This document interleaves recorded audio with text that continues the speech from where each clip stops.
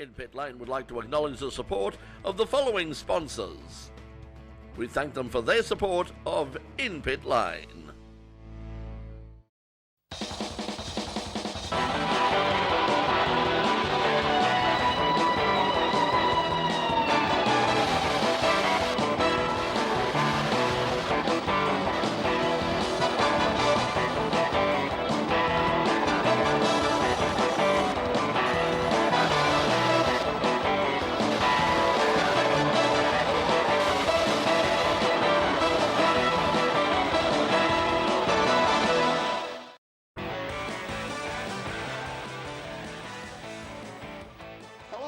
And welcome to another edition of In Pit Lane, second show of the new series. Yes, the Antenna Award nominated In Pit Lane. Yes, but we have been nominated for an Antenna Award, the most prestigious prize in all of Australian television and media in general, really. I mean, it's a bit like the Golden Globes, except the level of corruption is more on a budget-friendly level.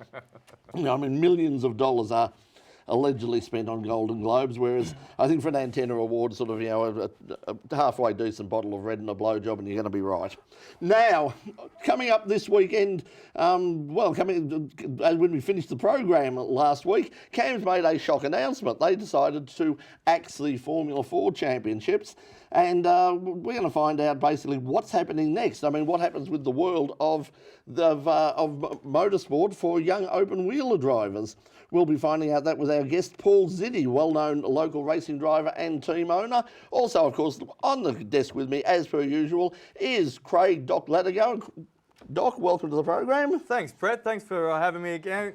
I'm just going to roll the red carpet out and throw a bit of claret on it right now and get it all done. That's the budget gone. That's it. Well, we're very there. The hierarchy, in case you didn't know, I think it's sort of Academy Awards, right. Emmys, the WWE 24/7 Championship, and then the Antenna Awards. Right. So I think that's the way it works. Oh, we're still in the mix. That's the main thing anyway. We're definitely in the mix. Speaking of in the mix, let's find out what's happened in the mix of local and international motorsport with a golden segue to the In Pit Lane Motorsport News.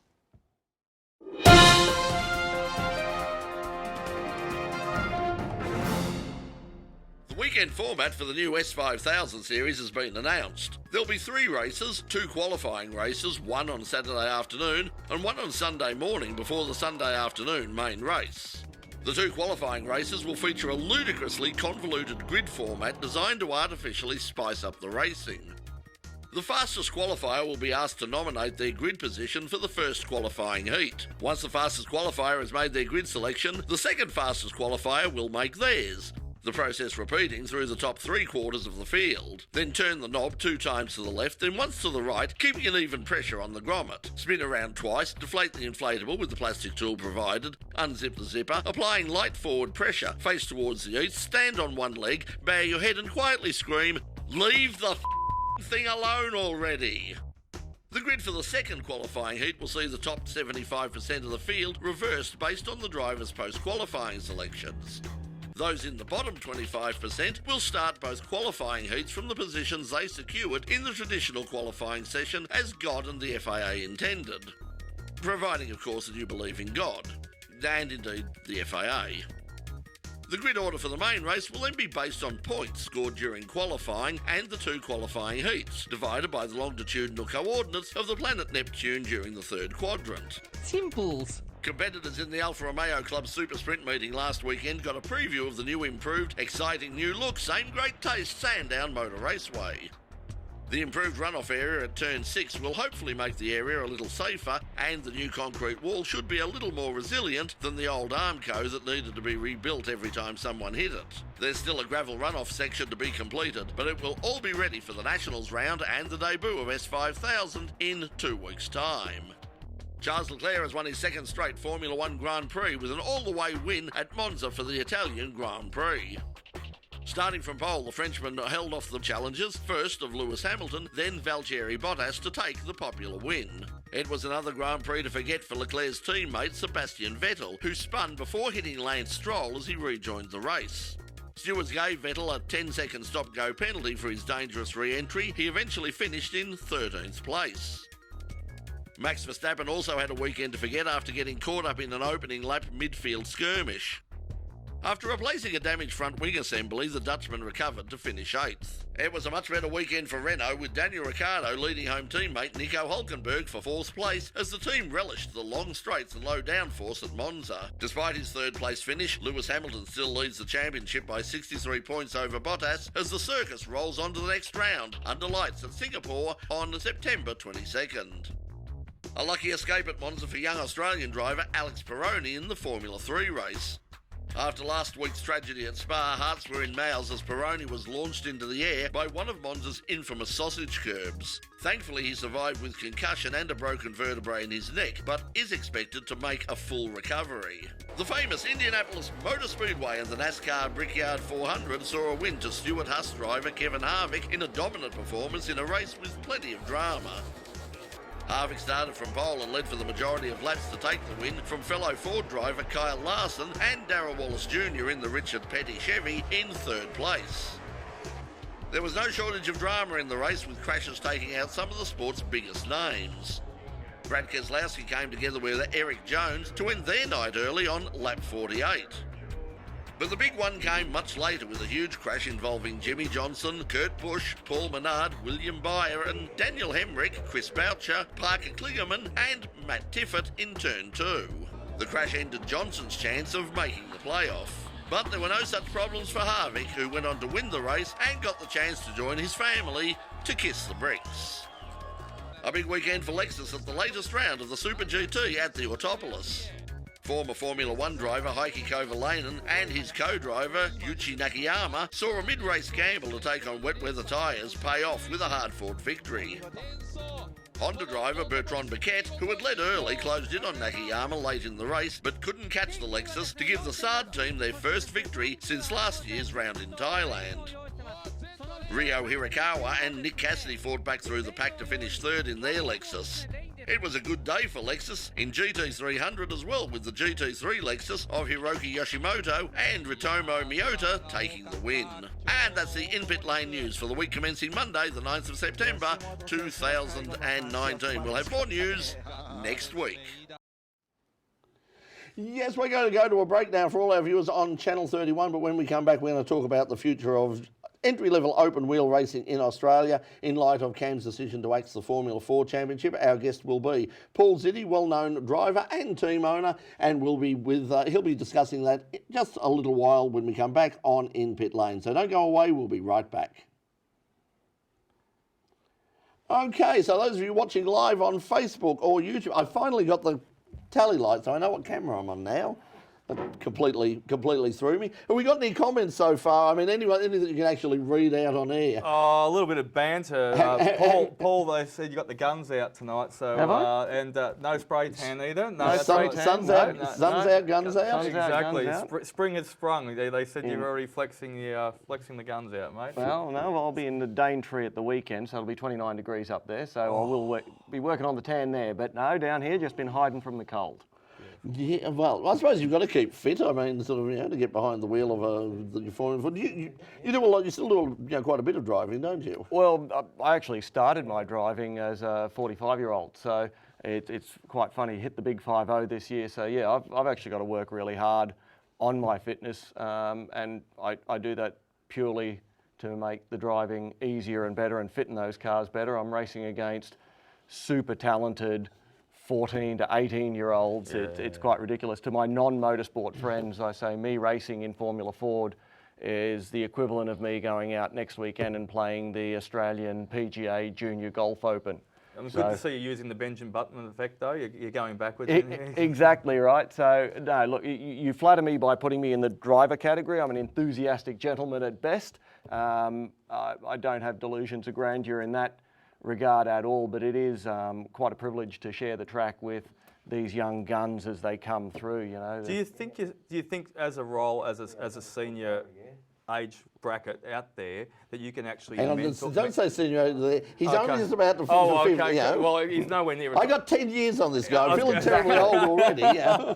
Do you think that your influence can actually be more of a mentoring role and more of a guidance role for some of those ones out there, and you can actually help their career progress, or their craft be better because you can, give them that extra tap on the shoulder? Look, I hope so. It's certainly something I try to bring to the sport as well, because I do like to contribute back if I can. And not from the driving perspective, they've got that in spades, but I hope that what I can demonstrate in the effort that I have to put in just to run around at the pace that I do gives them, because to a lot of these guys, they just ooze so much talent. Driving the car comes so easily for them and has done for quite a while that they don't realise that, from here on in, it's like anything on a pyramid. The higher you get up the pyramid, the pointier it gets, the fewer people there are there, the less your raw talent matters and the more the effort you're going to put in matters. So hopefully they can take something away from that, and I'd like to think that maybe they do.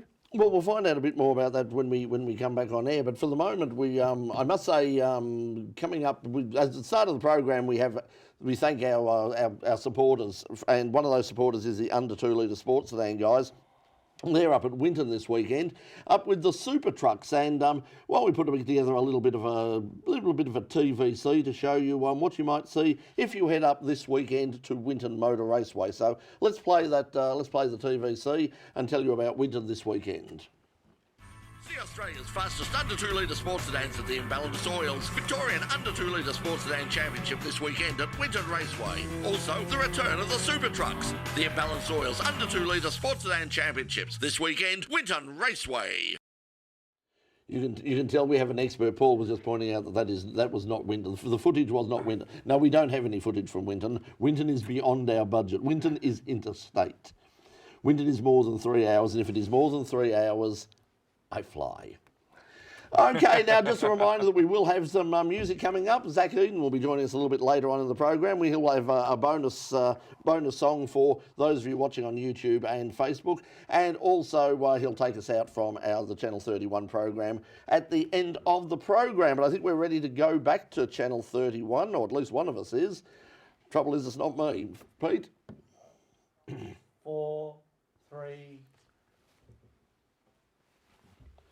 Welcome back to In Pit Lane, right across Melbourne and Geelong on Channel 31. Now, just after we finished last week's program, Cam's dropped the bombshell that the Formula 4 championship that just concluded recently was going to be the last for the foreseeable future, and what was launched a couple of years ago amid great fanfare is no more. The question is, of course, what happens now? Young drivers coming out of karting, where do they go to? Well, let's discuss this and see what options they might have and what options we have for the future. One of our guests tonight is both a driver and also a team owner and a mentor to a number of young drivers in the world of racing, in particular in Formula Ford. He is Paul Zsidy. Paul, welcome to In Pit Lane. Thank you very much. Glad to be here. Now, I don't want to sort of spend too much time sort of wallowing in the what happened and why, but from your point of view, what put it in context. What did happen quickly? Look, I think quickly, good idea in theory, and it probably smacked a little bit for those of us old enough to remember when Coke changed their formula because they did blind tests that showed that people preferred the taste of Pepsi. So they locked everyone away and they came up with a phenomenon that's now taught in unis as groupthink, where you all get onto a good idea and it seems a good idea, and so you implement something without perhaps having any real world knowledge or input to that as well. So there was probably a fair degree of naivety from within the FIA to think that something could be rolled out globally and that they could pick an arbitrary number like €100,000 for a season and say that was going to work all around the world. Australia presents a unique challenge in motorsport because of the size of it. Most of the European championships would be run, you just said, if it's more than 3 hours, you're going to fly. They probably think a similar thing there. Their entire championship would be run in a distance, probably from Sandown to Phillip Island. And we sort of forget that. I mean, when you go to Europe and you go to somewhere like France, where the French Formula 4 Championship is very successful, a lot of their... But as you say, if they stick in one country, they're only driving to, they might do Le Mans and Dijon and Paul Ricard, and, they're 3 or 4 hours drive at maximum. Yep. So, if you were to say we're going to run 2 rounds each at Winton, Sandown and Phillip Island. You go a long way to containing costs on the transport and travel aspect alone. So there were a lot of things, but fundamentally the single biggest killer to it was the cost. There was a belief that everyone in Formula Ford was spending $200,000 and that something that cost $200,000 would get 30 cars running. But it was just completely missed the market in Australia. Because that was one of the things that every time I talked to somebody from CAMS, that was the sort of thing they said to me, is they said, look, people were spending that sort of money on Formula Ford anyway, but I suppose the difference is, okay, the people at the top end of the field, the first 4 or 5 or 6 competitors might have been spending that money, but you had a whole bunch. The problem with Formula 4 is everybody had to spend that money. And that's it. And when you look at the history, one of the great strengths of the Formula Ford category over the past, 50 years now in Australia, has been the fact that you've got Muppets like me who just absolutely love it, they're passionate about it, and we just keep racing year in, year out. So when you go back in the history and you look at the fact that we've had these 25, 30 car fields, half of that field would be what you'd call enthusiasts, and F4 just removed them straight away, and the other half were a mix of guys doing the full national championship and those that were doing a state championship and dipping their toe in the water when the circus came to town, if you will. Slightly off the track a little bit, Paul. You just I've said done that a lot. Yeah, well, thank you, boom, boom. But slightly, you've got a staple amount of people that have been in that category for so long. As you said, it's got a long, rich history for 50 years. What are the options now for those people that want to just get out there and have a race? Well, the Formula Ford's still there. That's what they've been doing. That's why, I mean, we're still, what did they have at the historic round? If they were to take that away, if they were to take that away, what are the options though? There's not. Well, there are. There's always something. You take one thing. I mean, I love Formula Ford, but I won't for a second sit here and pretend that if it went away, motorsport's going to suddenly vanish into thin air. People will find things to do, and you look at how successful the Excel Series is at the moment, and I think that's absolutely fantastic. The budgets haven't gotten out of control. Bang for your buck. I'm sure the guys at the front of the field are spending a whole lot more than someone that just wants to jump in and have a play, but comparatively, it's going to be incredibly cost-effective motorsport. As Larry Perkins said on the show many, many years ago, if HQ Holdings were the #1 category in Australia, I could spend $1 million on one. Absolutely. There's always a way to spend money. And I think that gets to the secondary point is people talk about cost containment. I mean, the guys with the budget will always find a way to spend it to their benefit. But the simple fact was that they missed the mark in what people were actually spending to go Formula Ford racing, and what they got was the 5 or 6 competitors that were spending that sort of money. So what CAMS were looking at, what the FIA were looking at, is they were looking for the ladder. I mean, something that was a simple thing that they could explain to sports funding bodies and a whole. It made sense. Karting, Formula 4, Formula 3, Formula 2, Formula 1. It was all very simple. In Australia now, if we get rid of the Formula 4, take that out of the equation, for young karters, where do they go? I mean, in terms of, do we have to replace Formula 4? Or do we just say, okay, you go from karting and you go into Excels, or you go into sports sedans, or you go into TCR directly? I mean, is that possible? It's entirely possible. And I mean, you look at the last 5 years, the young karters have done what young karters have done for the last 50 years in Australia. They've got out of their go-karts and got into a Formula Ford.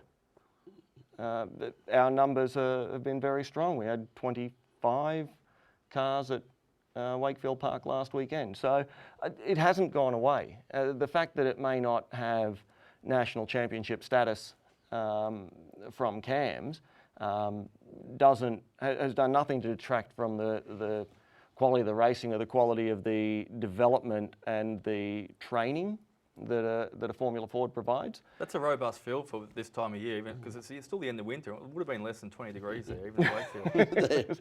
that's a lot less than 20 degrees. It was officially 3 degrees, feels like -8. Was the official Goulburn Airport. And I can the wind chill factor. We could talk about it because we were down at Phillip Island as well. So yeah, it's Not a good. Australia is the only place. I've said this for years. Australia is the only place in the world that still thinks that motorsport is a winter sport. But anyway, we won't go there. No. We will, in fact, go to a break now on Channel 31. When we come back, we'll have more from Paul Zsidy, and also we'll have music from our guest Zach Eden. You're watching In Pit Lane. We'll be right back. Okay, for those of you watching us live, what do we have on the... Still on Facebook. I'll just start off with a little bit light-hard stuff. You've got mustard on your shirt, apparently, Paul. Mustard? Yeah, I think they're talking about the colour. It's a mustard colour. Exactly. There was a serious comment. Oh, my God. In reference to your earlier rundown on who came up with the convoluted grid positioning system in the first place. Where did it originate, they want to know? Well, I don't know whether it's come from the Australian Races Group or whether Chris Land... I mean, Chris has been quoted as saying that they want to make it entertaining. Yep. That, you know, and I can understand that, but I mean, it is very complicated. You know, I sat there looking at it going, hang on a second, how does this work? I just think, you know, you follow the KISS principle. Just keep it simple. I mean, you know, like have a qualifying session. If this is going to be a Premier Open Wheel category, let's run it like other Premier Open Wheel categories in the world. Don't jazz it up with all these sort of gimmicks to make it so it looks good for, you know, afternoon television on SBS. It'll be, and the fact that, you know, it's not just that it's a reverse just sort of, you know, grid position. It's like the drivers will be asked to nominate. So you set the fastest time, and then they say, where would you like to start the first heat from? Halfway up the back straight. Yeah, absolutely, yeah. Yeah, I don't know how it will. I just one lap penalty for everybody else.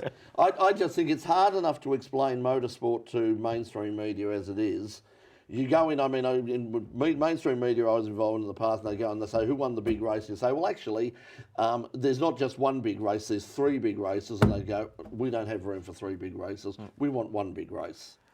And at least they're going to do that. At least they are going to, the Sunday afternoon race is going to be the big deal. That's going to be the main thing. So I suppose if you ignore all the other stuff, the main thing is hopefully there's been another announcement of another driver today from New Zealand. Hopefully they get their 14 car. I mean, well, have you heard anything? I mean, because obviously, you know, your involvement with Borland over the years, that's the original sort of, you know, concept came out of his his workshop. So yeah. No, look, I've only a couple of the drivers I know that are running that have confirmed now officially. But apart from that, I'm watching the media like you guys are, and you pick up on them when they're confirmed and make the announcement. Apart from that, I mean, the interesting thing is we've got Rubens Barrichello running at Sandown the first round, and we've already had like feedback through the YouTube channel and through inpitlane.com and our email address, people from Brazil saying please keep us in touch with what's happening, because we want to, because Rubens is running there and we're really excited about this, and if this takes off we want to see this in Brazil as well. So that's great. They've reached out to us. That's fantastic. A quick question: is Kyle Larson has he switched to Ford? Was a question as well too. I'm not sure who Kyle Larson is. Kyle Larson finished. Kyle finished second, didn't he? Yeah, so they want to know if he's switched to Ford. So I thought it was a Ford one too. I thought he was in the Mustang. Yeah, so that they might be a little bit. A quick shout out to Jack Jeffrey. He said, I've been watching this show for years since I was younger, and the band hasn't changed. He loves it. Thank you very much. No, that's not what he said. He said the band hasn't changed. He didn't say he loved it. He just said that the band hasn't changed. No, and I love it. He's got written. Well, there you go. He has thrown I love it. Speaking of banter, we're now going to banter. We're going to have musical banter, because one thing that is unique about this award-nominated program is, of course, that we have live music every week, and we have a bonus track for you watching at home on YouTube and Facebook. Just a reminder, if you are watching on Facebook, do yourself a favour. Like next week, go on over to YouTube. It's a much better viewing experience. But anyway, let's stay where you are now. Don't prod the bear. Our guest tonight is Zach Eden, and we'll give you all of his details a little bit later on. But if you're anywhere near Yass, wherever the hell Yass is, somewhere up north, up there. Is that near where you were on the weekend? You go past it on the way. Yeah. You go past it on the way. I think that's what they say about Yass in general. You go past it on the way. But don't this weekend, because they've got a folk festival on. And playing there will be Zach Eden. So Zach's going to sing for us now, and he's going to sing for us Touch the Sky. Ladies and gentlemen, Zach Eden.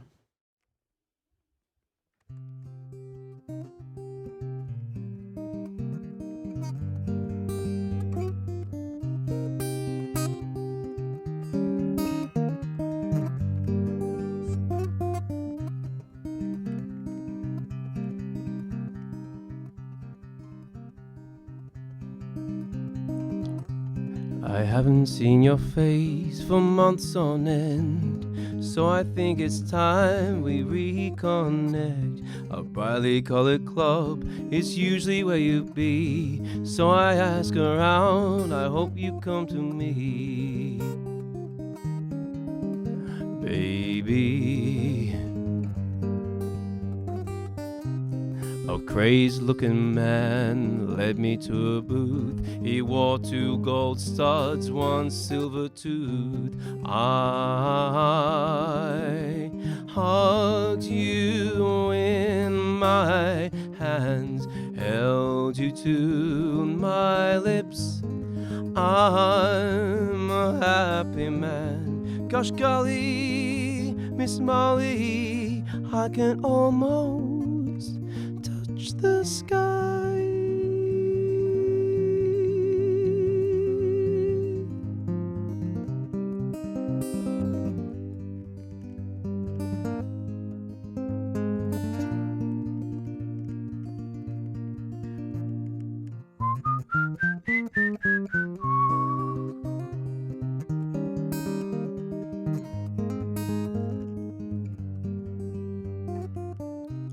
We flew into the strobe lights like moths to a flame. I'm so glad I found you and someone knew your name. We huddled in the stairwell like penguins in the snow. I light a cigarette, I swear I never smoke. Oh, our eyes dilated like the sun. We talked all night, chewing on spearmint gum. Gosh golly, Miss Molly, I can almost touch the sky.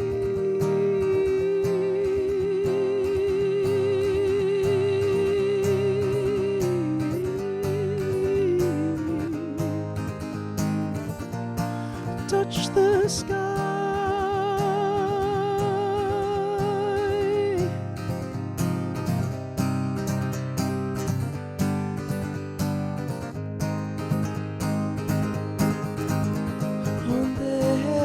They say you're no good for me, but I tend to disagree. 'Cause you make me love, you make me dance, and that's all I need. Gosh golly, Miss Molly, I can almost touch the sky.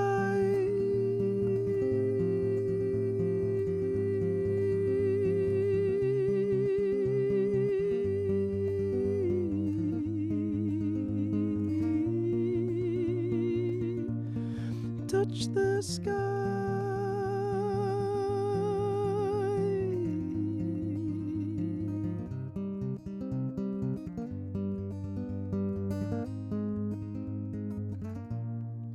Touch the sky.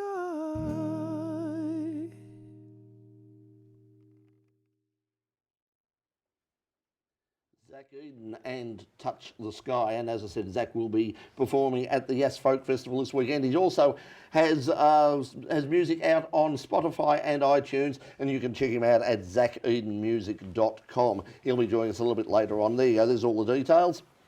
EP's on Spotify and iTunes, so search for zachedenmusic.com, and Zach will join us to play us out on Channel 31, which we're going back to in just a moment. Doc has rejoined us again. Doc doing double duty tonight. They're not only on the desk with me and reading there, but he's also a camera operator Moonlighting. as well. Moonlighting. Oh yeah, absolutely. Trying to get another gig somewhere else. Actually, he gets double pay tonight, so he gets so you'll get double what.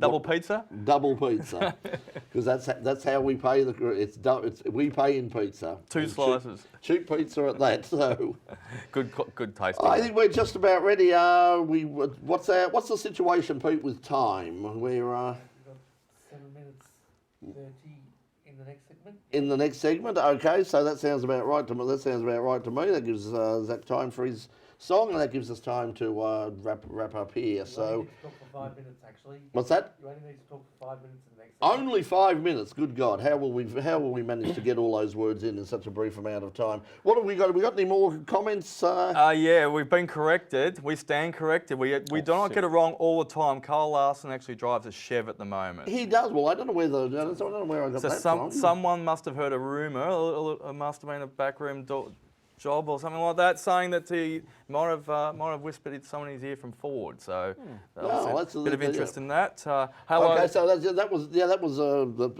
was our bad. We missed out. That's on. all right. Someone may also made a reference to the S5000 qualifying, which we've spoken a couple of times about. It's similar to what the Speedway runs sometimes. So they have a form. Yeah, that's what Chris. Yeah, Chris derives it from. Yeah. Chris, I think that's where he sort of said. So that's probably where it does come from. That it's more of a speed, like a sprint car thing. I mean, and they turn on great entertainment. And I suppose that's what one of the things that S5000 has been. As I've been saying for years, whether people like it or whether they don't like it. When you charge people to come through the gates, you have a responsibility to put on a show. Absolutely. Ladies and gentlemen, believe it or not, if you're in motorsport. If you charge people to come in, we're in show business, people. Well, they revel in the mud there at Avalon. They revel out there in the mud. So that's that's one of the more famous speedways here in Victoria. And a quick hello to Clay Richards. Hope you're racing well, mate. Clay joined us in the first series on a great time. Another young Formula Ford driver, sort of following the family. Absolutely, another one. We've got a few of them coming through at the moment. There's Clay and obviously Ben Bargwanna. Ben Bargwanna, yeah. And over in New Zealand, Ronan Murphy. Oh, right. Yeah, the son of Greg. I was going to say, there's some generational... has stepped into Formula Ford. So it seems to be we've got the next generation coming through, which can't imagine how that makes their dads feel. Very proud, no doubt, but obviously...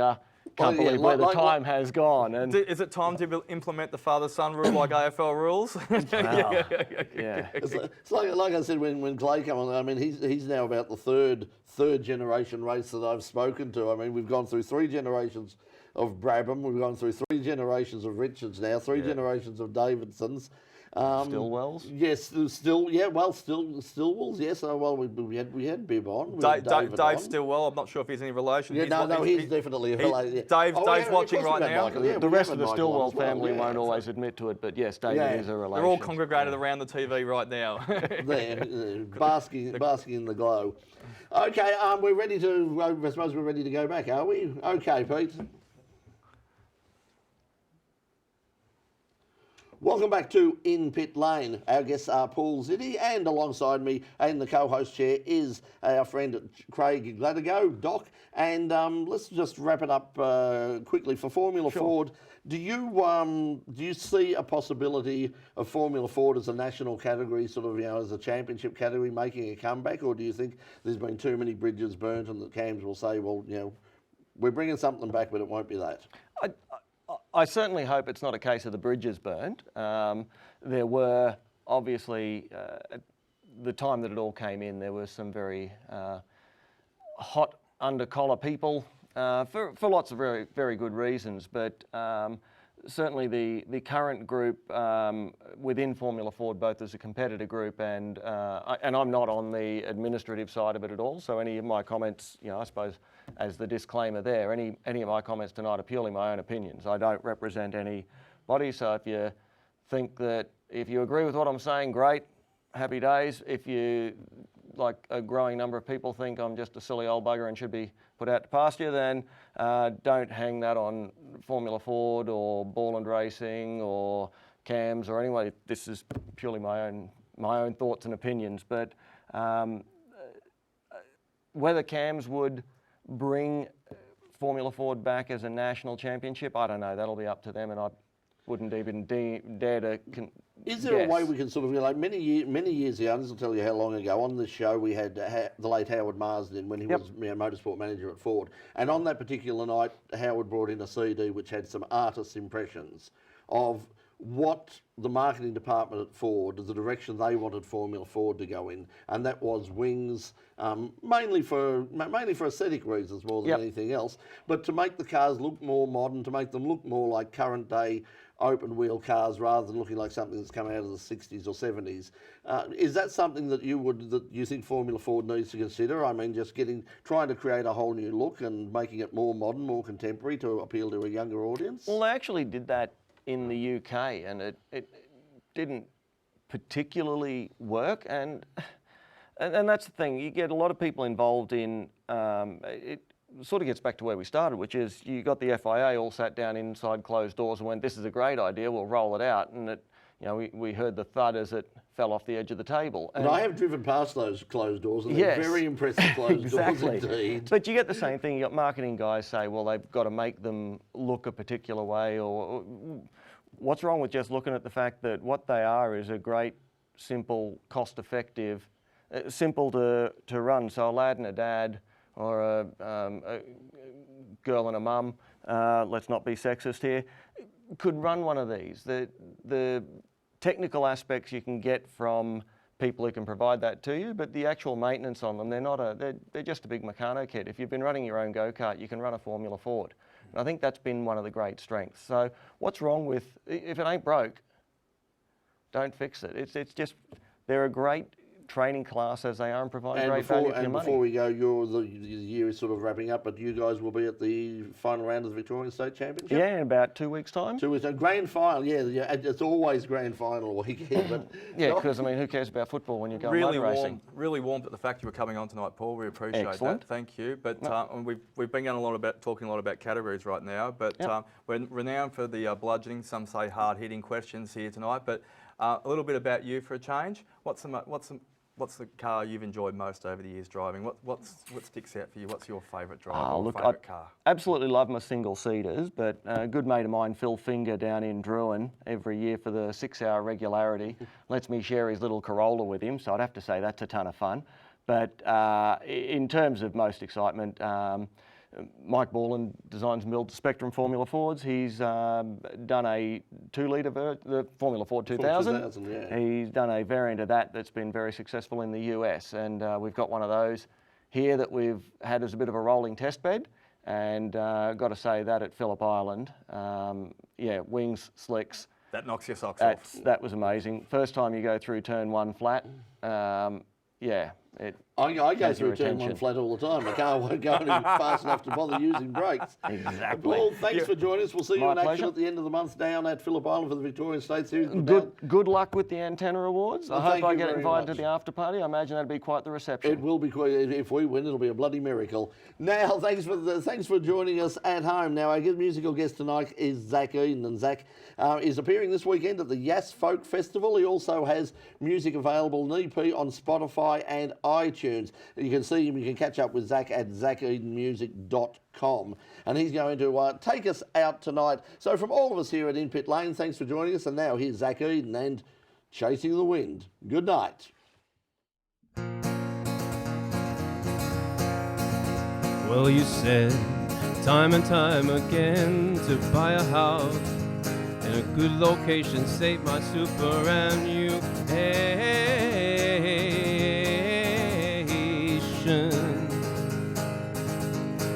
But my friend, the only thing I'll spend is time on my art. I'll never be a part of the middle classes again. I once wore a $sign mask to talk with all the $sign men about numbers and figures and egos, but I'll never wear that mask again. Well, all you ever say is I'm chasing the wind if I never get paid. Well, I don't run your race, 'cause gold weighs a ton when I'm chasing the wind. I'm chasing the wind.